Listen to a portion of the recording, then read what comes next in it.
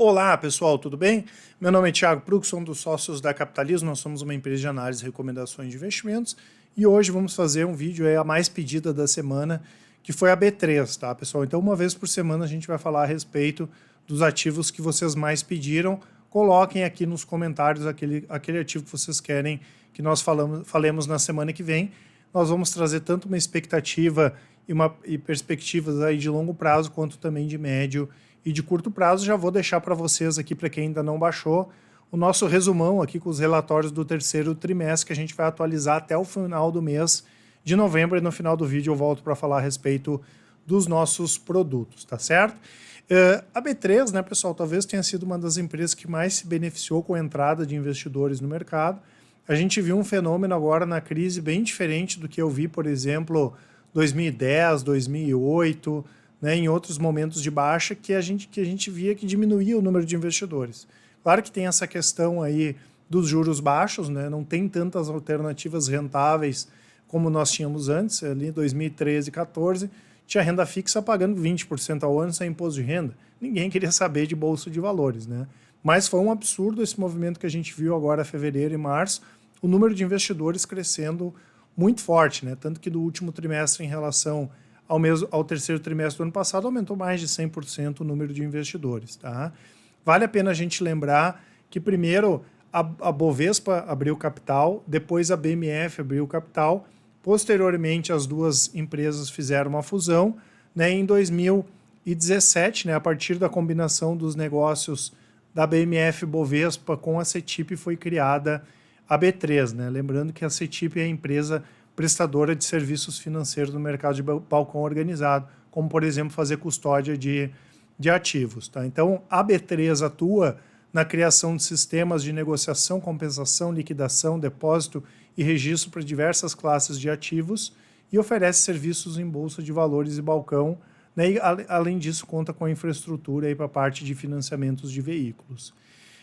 Ela tem escritório de representação nos Estados Unidos, Reino Unido e também na China, tá, pessoal? Então trabalha com renda fixa, com bolsa de valores, com opções, com mercado futuro. Tem uma série aí de produtos que são importantes, né, para a receita da B3. Então nós temos alguns pontos positivos. O primeiro é o modelo de negócio, né, pessoal? Lembrando que a B3 é uma das únicas bolsas no mundo que tem um modelo verticalizado de negócio, né?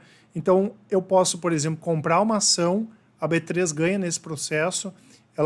Ela participa do processo da transferência das ações do outro investidor para minha conta, e ela participa no processo de custódia dessas ações também.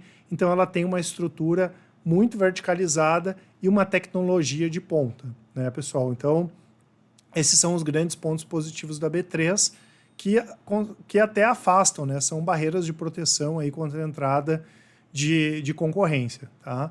Por outro lado, tem sim a questão da possibilidade de novos entrantes, né, pessoal? Até a gente já viu algumas empresas aí tendo interesse em concorrer com a B3. Invariavelmente isso em algum momento vai acontecer e a gente vai ter que entender, quando isso acontecer, como a B3 vai se comportar, como, por exemplo, tendo guerra de preços, né? Então a gente vê as corretoras fazendo guerra de preços, mas a bolsa não faz guerra de preços, né? Então pouco foram as baixas em taxas aí que nós tivemos nos últimos anos da B3. Pelo contrário, em alguns segmentos, né?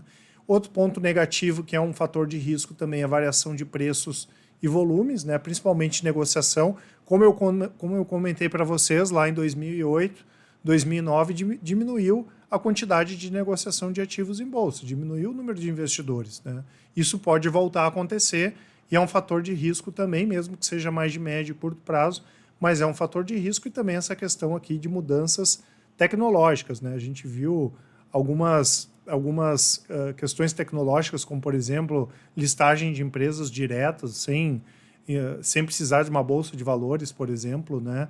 Então, tem algumas questões que no longo prazo aí também podem interferir. Hoje, o principal risco da B3 é essa questão de entrada aí de algum concorrente de peso para competir com a empresa, né? Mas como ela tem essa estrutura verticalizada e a tecnologia de ponta, pelo menos no curto prazo esse risco fica um pouco mais mitigado, tá? Aqui nós temos a variação de volume médio, né, pessoal? A gente vê o volume médio subindo muito forte, né? A gente percebe aqui nos outros anos praticamente estável até 2016, né? O que converge com essa questão da alta da Bolsa de 2016 para cá e também com essa questão dos juros mais baixos. Aqui nós temos o valor de mercado das ações, né? Saiu de 2009 1,8 trilhão para 4 trilhões agora, e o giro de mercado aqui que vem subindo de uma forma absurda, né? E fora que a B3 também vem bem atuante no mercado, vem olhando o mercado aí para fazer aquisições. Inclusive no ano passado eles compraram 2 empresas, né? A BLK, que é uma empresa que oferece algoritmos e telas de negociação para clientes do mercado de capitais, e também a Portal de Documentos, que complementa a oferta de produtos no segmento de crédito, tá? São 2 compras pequenas aí, mas mostra já a B3 preocupado com essa questão do mix de produtos que são ofertados, né? Aqui também tem a questão de emissões, né, pessoal? A gente viu algumas empresas abrindo capital lá fora e não abrindo a capital aqui, né? Como, por exemplo, a XP. Houve-se, né, em algum momento, muita gente tinha receio que isso fosse aprofundar, acabou não acontecendo, né, tanto que a gente está vendo várias empresas abrindo capital por aqui, e a B3 está mais antenada, né? A gente vê, por exemplo, essa liberação aí de BDRs para pessoas físicas, né? Muita gente já estava abrindo conta diretamente lá fora, e agora esse movimento deve ser um pouco postergado, né?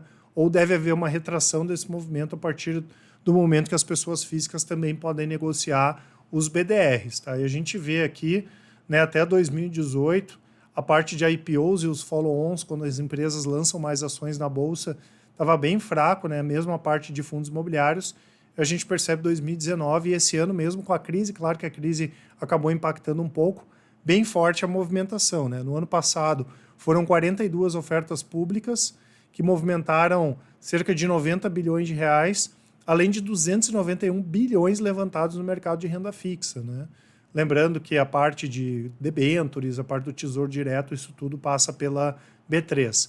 Esse ano, até setembro, foram 29 ofertas públicas que captaram 70 bilhões e a renda fixa movimentou 138 bilhões. Como tem pouca empresa de capital aberto no Brasil, né, a B3 deve captar esse movimento aí ao longo do tempo também, tá? Aqui, em relação à questão da governança da empresa, né, pessoal, é uma das poucas empresas que tem capital pulverizado, não tem um controlador definido, então ela tem uma governança corporativa diferenciada. Tanto que a gente olha que 87% tem outros aqui, né? 5% Capital Research e a Capital World Investors, né? 7% e 5%.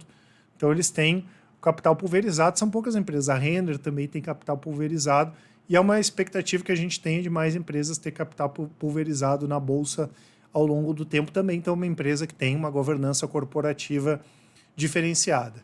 Aqui, em termos de receita, né, pessoal, o resultado foi muito impulsionado aqui no terceiro trimestre, ainda pela volatilidade do mercado em meio à pandemia, mas com essa questão dos juros reduzidos, né? Então, a gente viu a receita subir 49,6%, saindo de 1,5 bi para 2,2 bi, crescimento de 67,7% no mercado à vista de ações, né, as pessoas negociando mais ações, e aqui em contratos de taxa de câmbio também, né, uma alta aí de quase 35%. Né. Quando a gente pega contratos futuros, mais uma vez destaque aí para a negociação de mini contratos. Tá? A gente acabou tendo uma queda aqui da margem, né, pessoal, apesar do crescimento do lucro de 34%, em função de rentabilidades menores aí das aplicações financeiras, isso porque o juro está mais baixo. Tá? Então, assim, pessoal, quando a gente olha para o longo prazo, a B3 é um ativo bastante interessante. O pessoal da análise prefere outros ativos para surfar esse crescimento do mercado financeiro ao invés da B3, mas é um ativo muito interessante. Talvez hoje esteja um pouco precificado demais, vamos dizer assim, em termos de múltiplo, mas é uma empresa que deve continuar crescendo aí nos próximos anos e também é uma boa pagadora de dividendo. Né? Ela tem um payout elevado, apesar de o yield estar mais baixo, né? E o ano que vem ela deve continuar pagando aí gordos dividendos. Tá? Então, para quem gosta de ter um ativo com qualidade, de um segmento que vai continuar crescendo, a B3 é uma boa pedida. Quando a gente olha mais para médio e para curto prazos, a gente tem a nossa estratégia aqui de médio prazo, por exemplo, a do rastreador. nós voltamos a ficar de olho aqui na B3. Era um ativo que a gente não fazia muitas operações, mas está num canal aqui de baixa, vocês estão vendo?